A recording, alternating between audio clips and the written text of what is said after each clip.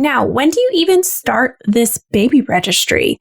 That is kind of up to you. I would say that most people start it somewhere around that end of first trimester, early second trimester.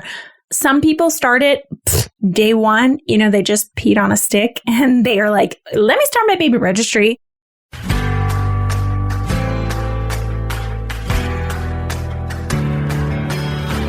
You're listening to the Mommy Labor Nurse podcast, where you'll gain the tools, knowledge, and confidence you need to erase the unknowns, feel in control, and have an even better birth, no matter how you deliver. My name is Liesl Teen, mom of two, practicing labor and delivery nurse, and your host. From over 8 years and counting of working at the bedside, I know that knowledge is the key to an even better birth. So tune in each week to learn about all things pregnancy, birth, and postpartum from me, a labor and delivery nurse that's seen it all. And now let's get into this week's episode.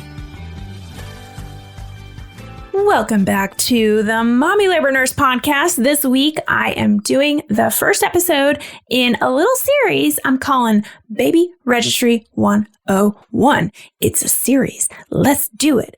So this episode, we are going to focus on all of the logistical things with getting started on your registry. I'm going to talk you through choosing where to register, when to get started, and the first steps in deciding what you need. Now, if you're past the point of starting your baby registry and you're looking for something else to listen to today, I hear ya, is fine. I recommend checking out episode 167, Preparing for Postpartum, What You Can Do Before Giving Birth. It's a must listen for every mama. It's a really popular one. And if you're already in the newborn days, or maybe you're not, you want to listen to a newborn episode, check out episode 169, 10 Surprisingly Common Newborn Behaviors with Dr. Mona Amin, my good friend. She's awesome, and it's another good episode. But if baby registries are in your near future and something you could use some support, some advice on, let's jump in. Let's talk about it. Okay, let's start off with the two most popular baby registry websites, places where you house the registry. Okay, it's Babylist and Amazon. We polled you guys a while ago in Instagram stories, and the majority of you guys do use Amazon, but Babylist was a very close second. So those are the two I'm going to kind of be referring to today. And for the sake of thoroughness, I want to give you a list of things to consider when you're choosing where to register. Or, maybe you haven't started your registry yet, or maybe you've kind of started it at one place and you want to switch or whatever. But these are definitely some things that you should consider when you choose which one to go with, whether it's Amazon or Babylist or Target. So first thing you should consider is a variety of products. Look for a retailer like Amazon with a wide range of baby products, clothes, toys, strollers, car seats. You want to have plenty of options to choose from, right? So that you can customize your registry to fit your needs. If you register it somewhere like Pottery Barn, maybe Pottery Barn is like your furniture registry place. Pottery Barn doesn't have like bottles, right? And that's why Amazon or Babylist or these places are great, because they have like everything. Another consideration is ease of use. Yes. So the registry platform that you choose should be easy to navigate, clear instructions, helpful stuff like a search bar, right? User-friendly interfaces. Something that I tell people too is most of the time these websites are pretty easy to use, but some of them have better features than others, right? Both Babylist and Amazon are very good, in their own ways, though, accessibility-wise.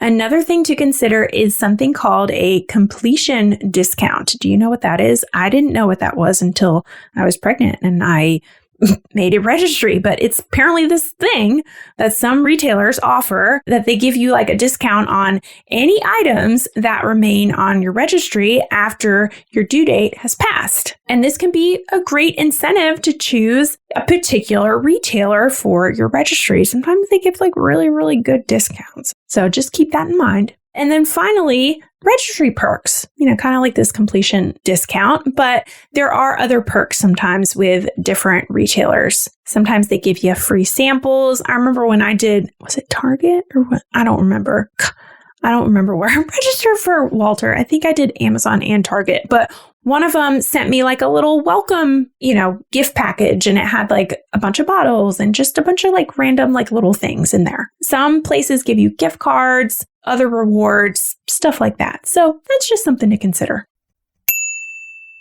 Psst, can I tell you something? When I was pregnant for the first time, something that I struggled with was figuring out what the heck I even needed to register for. It is so overwhelming. But insert the MLN Baby Registry Guide. My team and I spent so much time researching and creating this. And let me tell you, it is a freaking book, 150 pages. And the best part is it's totally free. Inside, you'll find pros and cons, considerations, top picks for every item, and it's all organized into categories with hyperlinks. So all you have to do is hit Add to Registry. I'm so proud and excited about this beast of a resource, and I can't wait for you to dive in. Head over to mommylabornurse.com/registry to grab it now, or simply click on the link in the description of this week's episode. That's mommylabornurse.com/registry to access your free baby registry guide today. So let's talk about some pros and cons of Amazon versus Babylist. So Amazon, let's start with Amazon because it starts with A. All right. So pros, number one, definitely the largest selection, right, of baby products available out there. Amazon offers a huge variety of baby products, from popular brands to harder to find items and specialty brands. I mean, you can get almost anything on Amazon. It's also very user-friendly, very easy to use and navigate, very simple to add, manage items on your list, see what's available, see what's not, see what people have purchased, that kind of stuff. You also get free shipping for Prime members on eligible items. They have a 15% completion discount on eligible items that remain on your registry that weren't purchased. And that allows you to save a little bit of money on the things that you still need. There's a little bit of fine print, but generally that's the gist. There's also free and easy returns and exchanges. If you've ever bought anything from Amazon and returned it, you know how easy it is. You just basically click a couple buttons, and then sometimes you can have them pick it up at your house. Sometimes, you just go, there's a place, I go to Whole Foods and I don't even have to put it in a box, and they just scan it and take it. It's really easy. And they also can exchange the item for free up to a year, which is really, really nice. There's also group gifting. So Amazon's Baby Registry does allow for group gifting on more expensive items, right? So maybe you have a really expensive, you got the Uppa baby, right? Or something. You can, kind of split it up and do like a group gift thing. And then finally, they have a diaper fund option that people can contribute to, but be aware, it's not that big of a deal, but it's basically just like giving an Amazon gift card. Okay. But they call it a diaper fund. But it is, a cute little thing that they have. All right, so a few cons. There's not too many cons to Amazon. Amazon's a pretty good choice, but there are a few. So number one, shipping, right? Shipping times might be a little bit longer for some items, depending on the availability of whatever it is. There's also third-party sellers. Amazon offers a lot of different products, but some specialty items may only be available through these third-party sellers, which might have, more expensive shipping or less reliable shipping, not so good customer service, who knows? But just be mindful of this when you're adding stuff to your registry. I'm not going to tell you don't add this to your registry because it's sold through a third party, blah, blah, blah, but just something to keep in mind. And then the final con, there is some limited ability to customize the layout and the appearance. You can't make it all cutesy, whatever. It's pretty standard, but I don't know, that's meh. But if you're into that, Amazon's pretty basic. All right, moving on to Babylist. All right, let's talk about some pros and cons of Babylist. There's a lot of pros. Babylist is a universal registry. Very cool. They allow you to add items from any store, any website, so you're not just limited to one retailer. This is like a huge, huge benefit if you know what you want to register for and there's items. Let's say you do want the furniture from Pottery Barn. You can add it to your Babylist registry, okay? So that's a big pro over Amazon, that you can basically add anything out there on the internet to your baby registry list on Babylist. It's also pretty customizable. You can personalize your registry, add little notes, photos, even like experiences, like you can add like a meal train or diaper service. Again, these are just, it's almost like getting a gift card, right? They just kind of send you money, but it's a little bit cuter than Amazon, I'll say that. But there's like all these cute little things that you can set up where people can send you money for some kind of thing. That goes into the next pro, which I already kind of started talking about, but they have things called cash gifts. You can set up like a postpartum doula. You can set up like a college fund, like stuff like this. It's really cool. They've also got group gifting. So you can add, an expensive Pottery Barn crib to your list and allow your guests to, kind of chip in whatever they can afford. They've also got a completion discount. It's 15%, same as Amazon. You get a 15% completion discount to the Babylist shop afterwards if there are items left. They also have free samples. So Babylist partners with a lot of brands, but they partner with these brands to offer free samples and discounts to registry creators. They send you like this little thing. It's also got a really, really easy mobile app. Yes, the Babylist app is super user friendly, allows you to scan barcodes in store, really easy. All right, the sound of that heartbeat means it's time for this week's segment of Birth It Up Babies. I have a long one and very interesting one today, so let's get into it. This one says, "Hi, Liesl. I just wanted to reach out and thank you. I signed up for your epidural birth course because I wasn't sure if I was going to want an epidural or not. I ended up getting induced at 37 weeks, and the bonus portion of inductions was super helpful. I went into my labor well-informed and knowing what to expect thanks to you. I also wasn't 100% sure that I was going to be able to try and give birth without an epidural because I was being induced, but with your course, I rested assured that it would be possible. Contractions are no joke on Pitocin." She sent like a little crying, laughing emoji. Yeah. I had an amazing nurse who knew my wishes. I wanted to try and go without an epidural, but I was not opposed to getting one. I was able to go on a few hours with no medication and using your breathing techniques and practicing horse lips to get me through the contractions.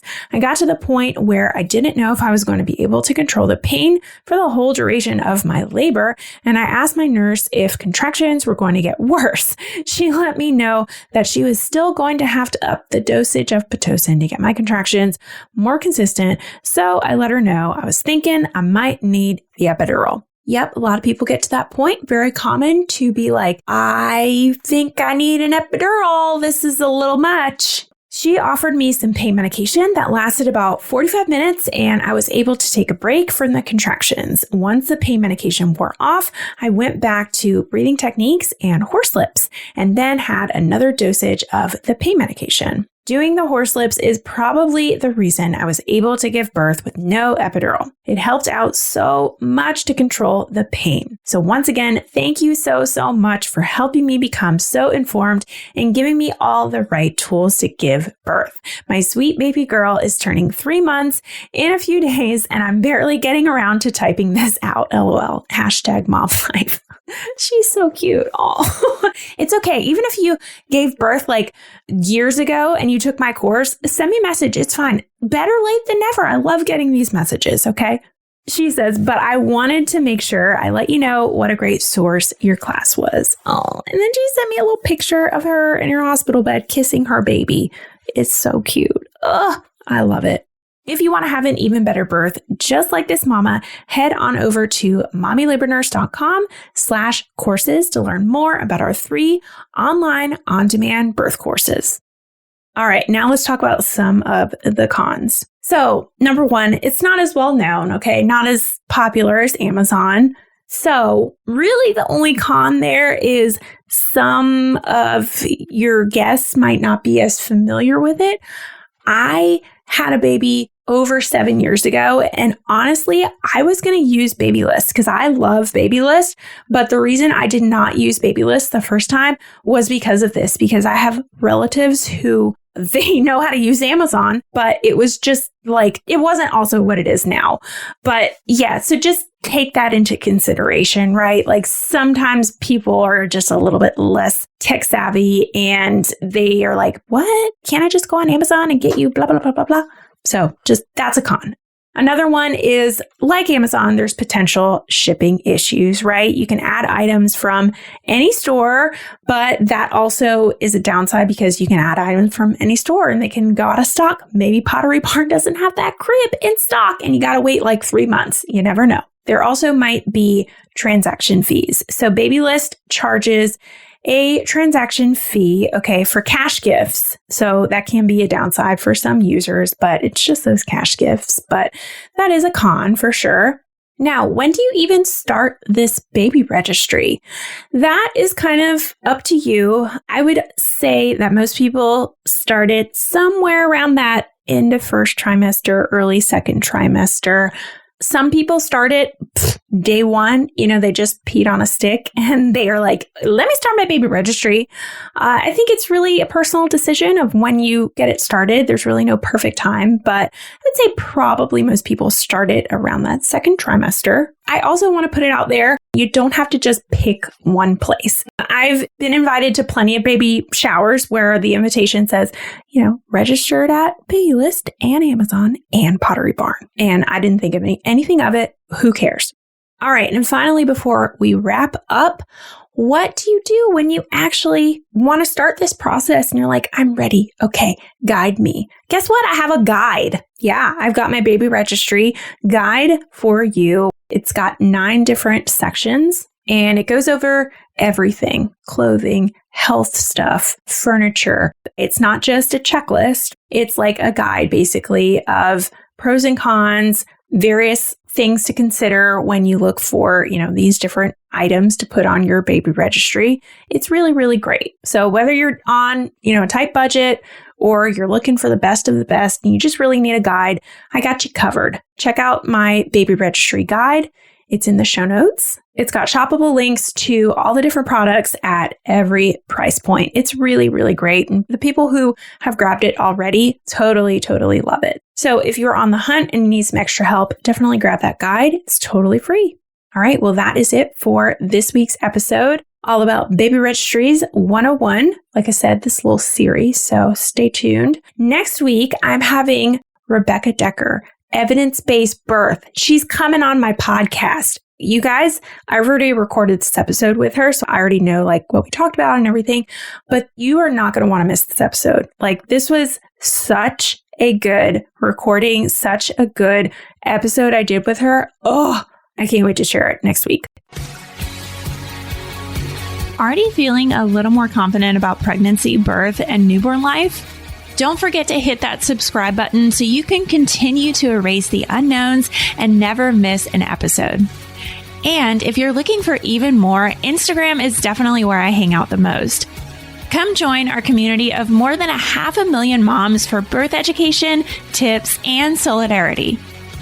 You can find me at mommy.labornurse.